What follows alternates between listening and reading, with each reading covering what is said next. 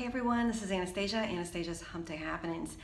Today I'd like to share with you what to say and what not to say to someone who is going through grief or they've just lost somebody that they love. It's their partner, it's their friend, it's family, whomever that person is that you have been connected to, especially during the holidays. We just don't know what to say.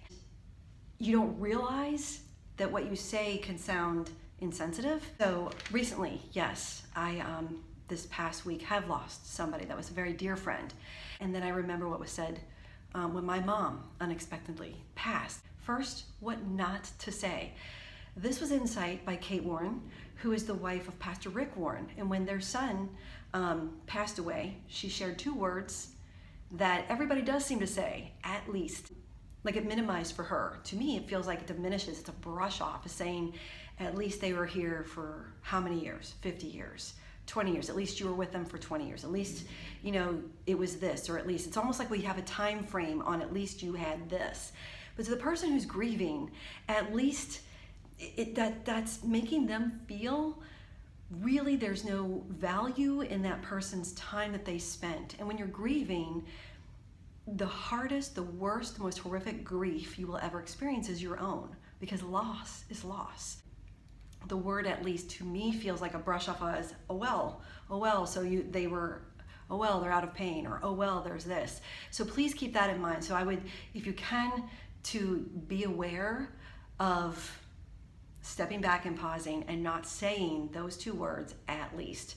Number two of what not to say, you know, the memories were gonna bring you comfort, especially during the holiday times. Sometimes those memories don't bring you comfort, especially when you're still raw and going through grief. Finally, what I would not say is, how did they look the last time you saw them? Because guess what? It's not a contest. This is not an image or beauty contest. It doesn't matter. It didn't matter if they look good, didn't matter if they look bad. And for goodness gracious sake, don't take a picture of the person if it's an open casket. Yes, that happened. Imagine my surprise and my mother's surprise when we found a picture of my father that somebody had taken. Just don't X that out altogether. Okay, so what can you say? I think the universal would be, especially on social media, I know we're all in a rush and sometimes you don't know those people. Number one, I would say, I'm sorry for your loss. I'm so sorry to hear this. It's just very easy to say, and at least you're heard and you understand that person, and it really does bring some comfort. But honestly, I think with grief, we kind of get that stunned, like, what do we say? What if you were intentional? What if you made your words be words that left a hug? So let me give you a couple of examples. What you could say, this will be number two of what you could say. You could say, my heart hurts for you. My heart hurts with you. You could say, I wish I had the words that would bring you comfort. I can't imagine what you are going through. However, I will share with you, I'm thankful to have Bill's friendship. He and I shared many laughs. He was a great friend to me. Say the name of that person who is deceased when you are saying that. It's okay to say, you know what, I'm struggling. I wish I had the right words to say. All I can say is Bill was a great friend. That's very helpful to reconfirm that person's life has immense value, especially to the person grieving. Another thing that you could say, if you are spiritual, if you are a Christian in any way, to say, I'm lifting up your family in prayer. I'm sending you light. I'm sending you, energy to help you through this very difficult time.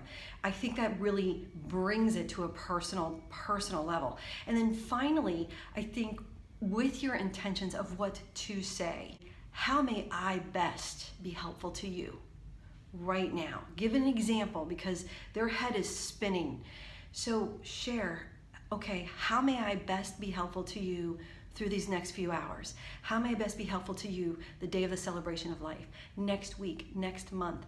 Do you need your car, do you want your car washed? Would that be helpful if you're having family over? Do you need dinner? Do you need the kids taken somewhere? Would it be helpful if I texted you with encouragement? Or you can send a card, or you could say, would it be helpful, do you need help with paperwork? It's sharing that you're there for them, that you get that the journey of grief is a journey that we are all destined to be on. And we all do it very differently. It's important to remember what to say and what not to say, especially if you've just lost someone over the holidays, or especially if you're grieving over the holidays. Life will change. But what always remains as an incredible, powerful force is love. Till next Wednesday, take what you learn and make a difference with it.